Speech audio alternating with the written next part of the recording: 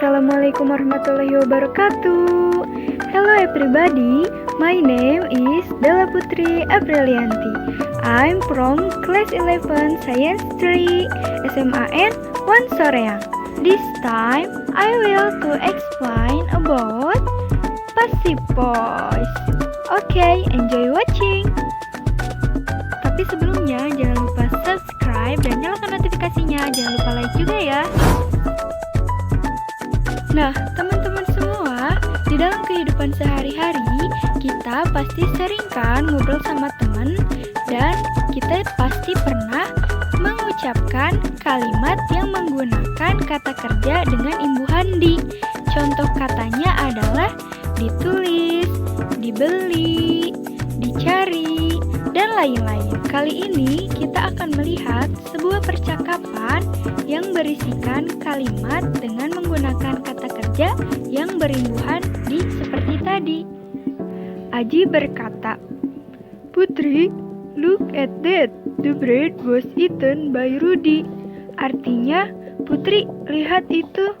Roti itu dimakan oleh Rudy. Kemudian Putri pun menjawab, "No, the bread was not eaten by Rudy, but the bread was eaten by Mita." Artinya, tidak kok, roti itu tidak dimakan oleh Rudy, tapi roti itu dimakan oleh Mita. Aji pun menjawab lagi, "Wow, where do you know that?" Artinya, wah, kamu tahu dari mana? Putri menjawab lagi, "Yeah, I know it because it was informed by Rudy, hehehe." Artinya, iya, aku tahu karena diberitahu oleh Rudy, hehehe. Nah, teman-teman semua, percakapan yang dilakukan oleh Aji dan Putri tadi mengandung kalimat pasif. Seperti contohnya adalah rotinya dimakan. Nah, dimakan ini merupakan kata kerja yang menggunakan imbuhan di. Dan sebuah kalimat yang menggunakan kata berimbuhan di ini juga merupakan termasuk kalimat pasif. Kalimat pasif di dalam bahasa Inggris kita sebut dengan passive voice. Wah, gimana ya caranya menggunakan passive voice ini di dalam kehidupan sehari-hari di dalam bahasa Inggris, seperti percakapan Aji dan Putri tadi. Kalau penasaran, ayo kita pahami lebih dalam tentang passive voice.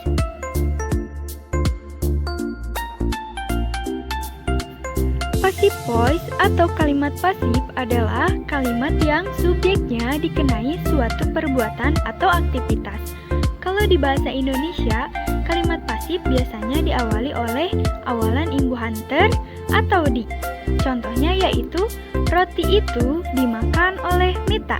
Lalu bedanya dengan kalimat aktif apa ya? Kalimat aktif adalah kalimat yang subjeknya aktif melakukan kegiatan atau aktivitas. Maksudnya, kalimat yang subjeknya melakukan pekerjaan atau melakukan perbuatan.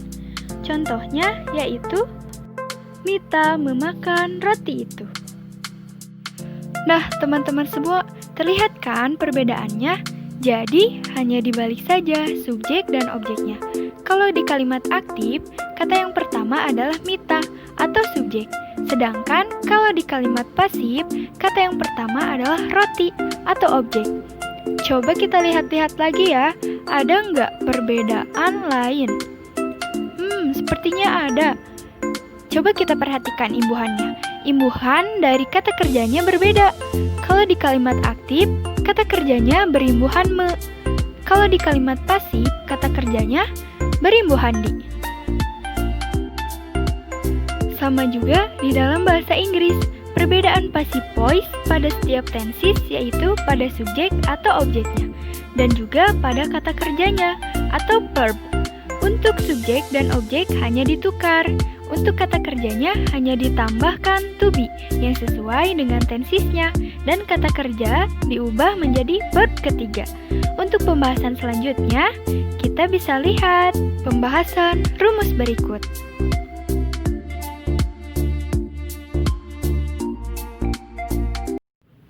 Di dalam passive voice, hal yang paling penting diperhatikan adalah rumus dasar dari passive voice, yaitu to be-nya. seperti was, were, is, am, dan are. Ditambah verb ketiga atau kata kerja bentuk ketiga. Tetapi, setiap tenses memiliki bentuk passive voice yang berbeda-beda. Jadi, kita harus memperhatikan bentuk-bentuk dan macam-macam kalimat aktif pada tenses. Nah, jadi apa ya simple tense-nya?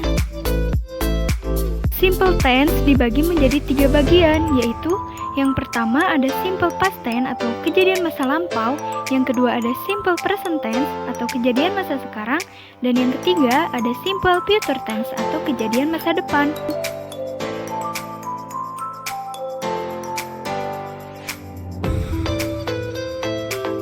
Masih ingatkah kalian dengan rumus kalimat aktif pada setiap tenses yang tadi telah disebutkan?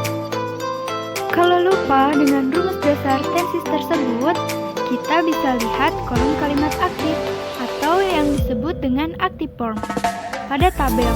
Lalu, untuk rumus kalimat pasifnya atau passive voice, kita juga bisa lihat di kolom kalimat pasif atau passive form. Nah, itu tadi adalah rumusnya. Nah, lalu bagaimana cara mengubah kalimat aktif menjadi kalimat pasif ya? Jangan bingung. Oke, supaya kita nggak bingung, kita bisa ikuti langkah-langkah bagaimana cara mengubah kalimat aktif menjadi kalimat pasif. Langkah-langkah mengubah kalimat aktif menjadi kalimat pasif atau passive voice dalam simple present tense adalah objek dalam kalimat aktif akan menjadi subjek dalam kalimat pasif. Jadi, subjek menjadi objek dan sebaliknya, objek menjadi subjek. Selanjutnya, kata kerjanya menggunakan kata kerja pertama atau verb ke-1 yang biasa kita gunakan pada kalimat dalam bentuk aktif berubah menjadi to be, yaitu seperti am, is, atau are. Ditambah verb ketiga atau verb 1 menjadi to be, yaitu is, am, are, ditambah verb ketiga. Selanjutnya, ada langkah-langkah mengubah kalimat aktif menjadi kalimat pasif atau passive voice dalam simple past tense.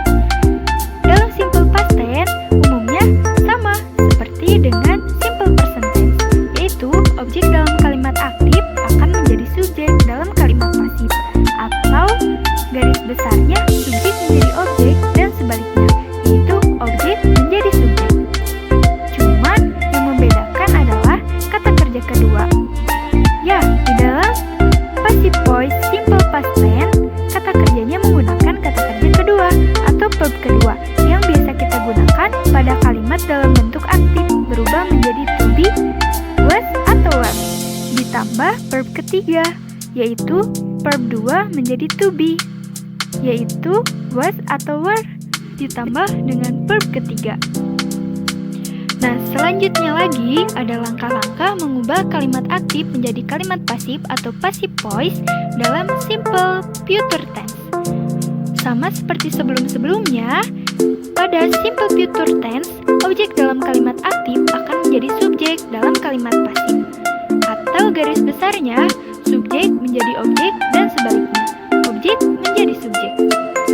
Cuman yang membedakan adalah modal verb atau will dan kata kerja pertama atau verb ke-1 yang biasa kita gunakan pada kalimat dalam bentuk aktif berubah menjadi modal verb will, kemudian diikuti to be seperti am, is, atau are ditambah verb ketiga, atau will ditambah verb 1 menjadi will ditambah be ditambah verb ketiga.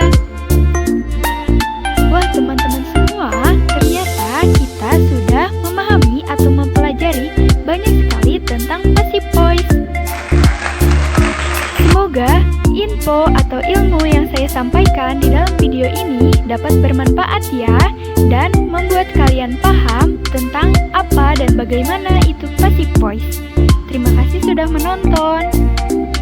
Mohon maaf apabila ada kesalahan di dalam video ini atau penyampaiannya. Sekian saja. Dadah, goodbye. Wassalamualaikum warahmatullahi wabarakatuh.